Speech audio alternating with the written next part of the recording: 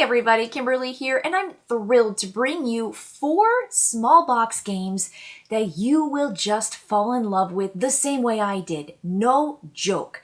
So I backed these. They are by Allplay, and they came in a little bundle, and they each have a very different combination of mechanics, different player count, but they all have essentially a 2-page rule book, and they play in 20 to 30 minutes, which is what really brings them together. But boy, are these things something special.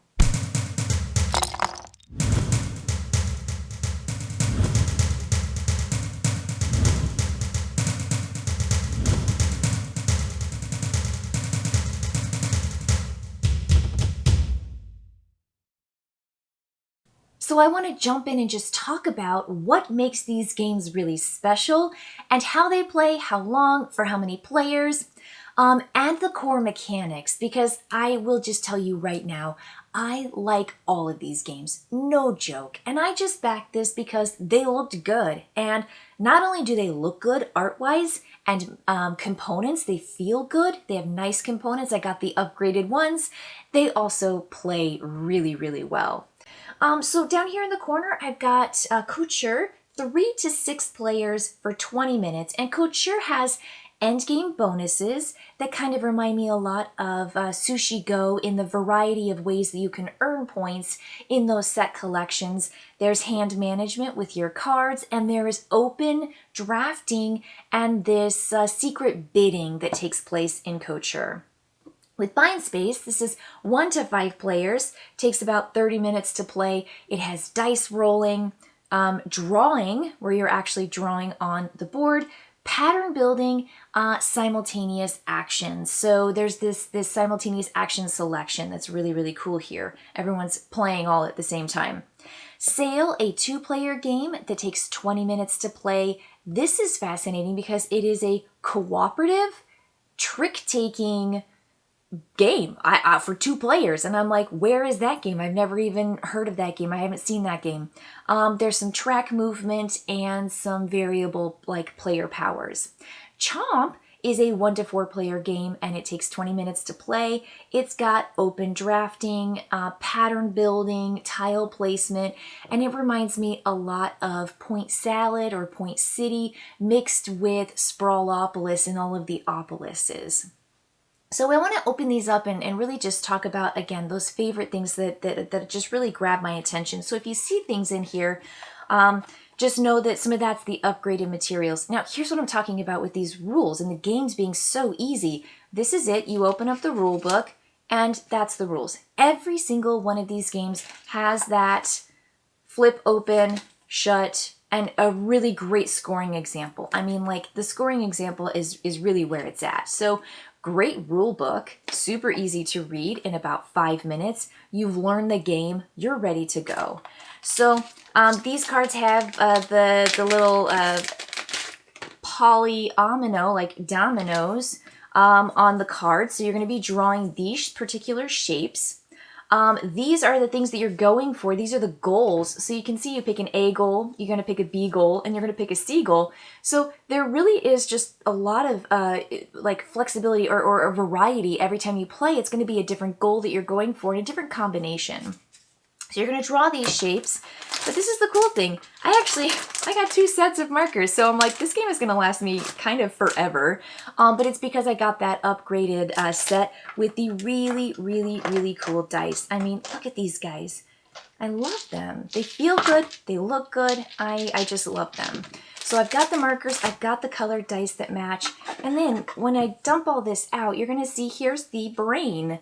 This is the player board. Oh, whoops, there's my A side, there's my B side, so you always have a variety. You're not playing on the same brain side because you're filling in all of the mind space with hopefully not gray matter, because you've got some gray spaces here that you can't actually go into.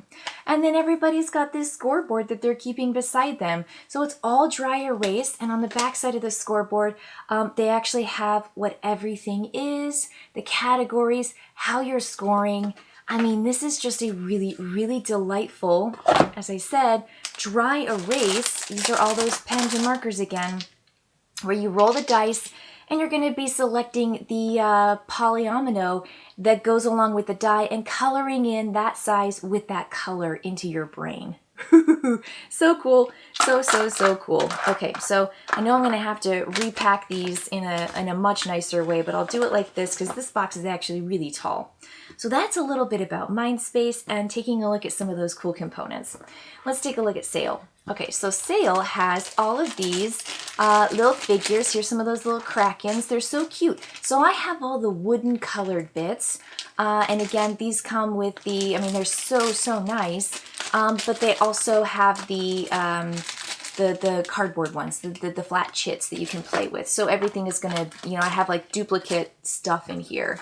There are expansions. So I actually have modules and expansions that come in, I think all of these with the exception of Mindspace, that give you another way of playing the game. So you add stuff to it. So this is your track. So what you're gonna do is you're going to lay out these pieces and you're going to put it in this particular track or configuration for all these different scenarios. They have the starting scenario, 1, 2, and then they have the 3, 4, 5 on the back.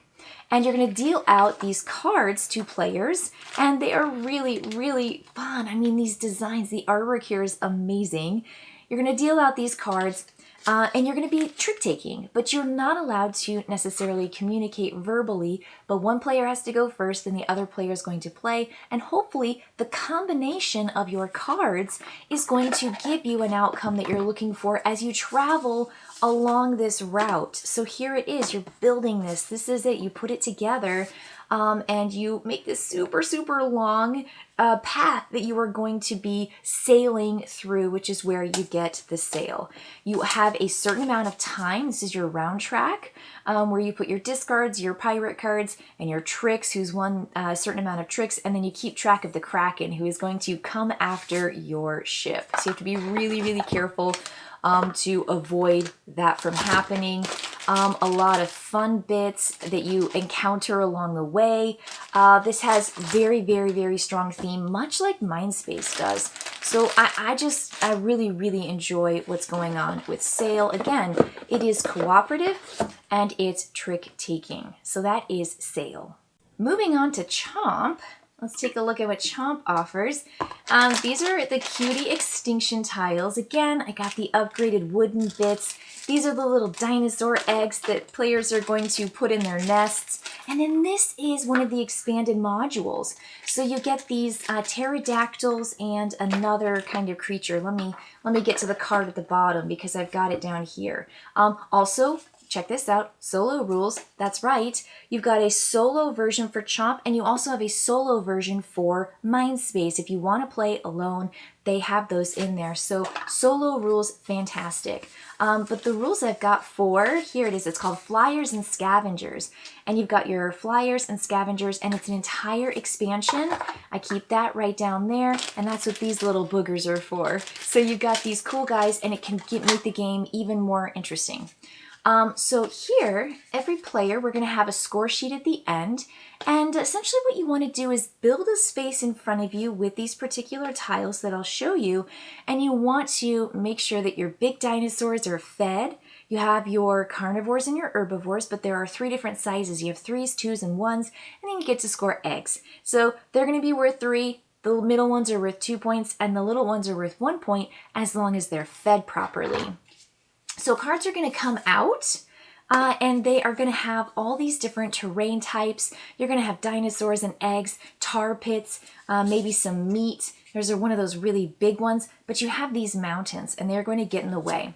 But you're essentially going to be building on your player board, building a grid kind of like this, where you are trying to make sure that all of your animals or your dinosaurs are fed, and that you have nests, which are these guys, to put your eggs in. On the other side, though, there's a scoring. So whenever it's your turn, you take a card. You get to take 8 in the whole game.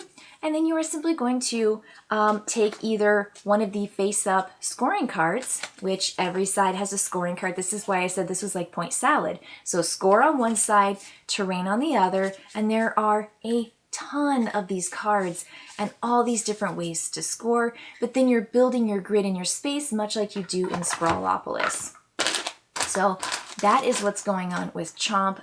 Tons to like going on. Oops, get that marker in there for scoring in Chomp. Love, love, love. Okay, so Couture. This is the last one. This has everything to do with beautiful designer clothes, and I just had no idea how much I was going to fall in love with this game. And that's kind of why I saved it to last, because I get really, really excited about this game. I had a fun time playing, but I also just really, really liked the cards.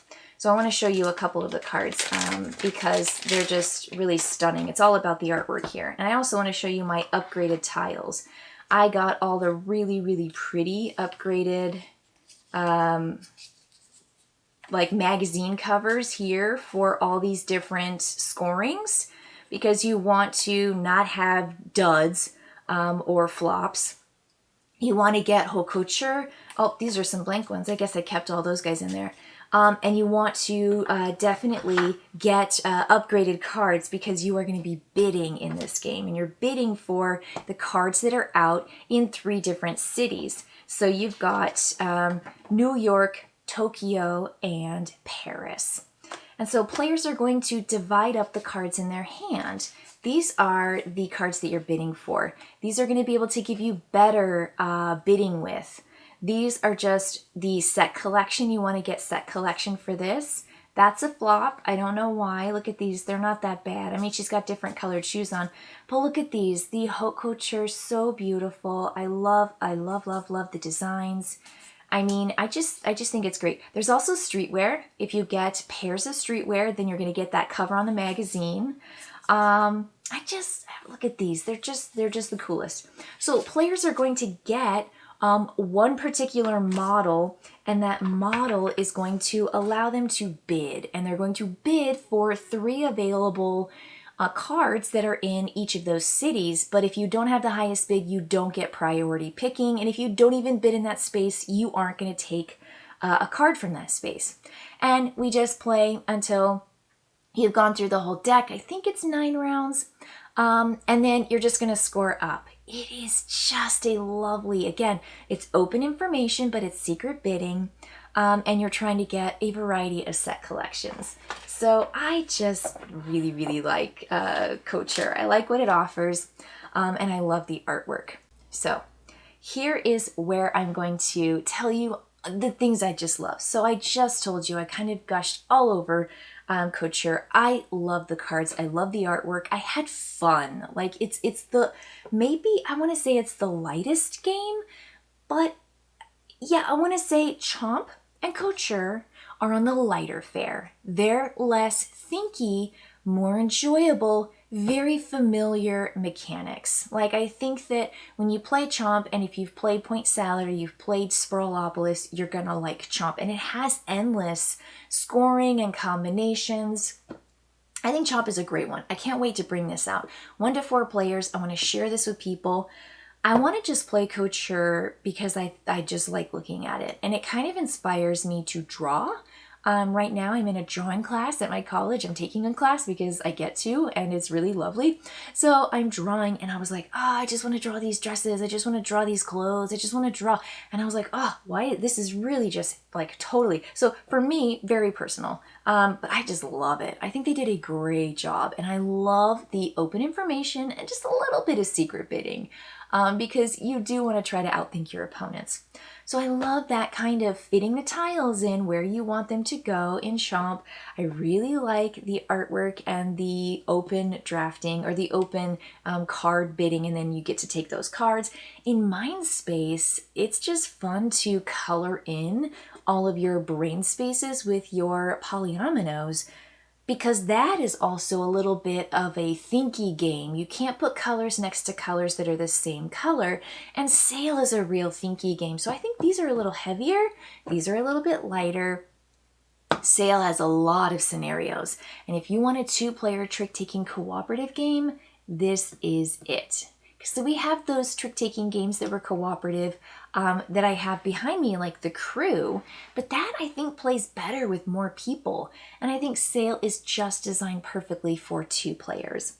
And I do like that kind of interactive coloring with the mind space filling in your little brain with your own personal dry erase board.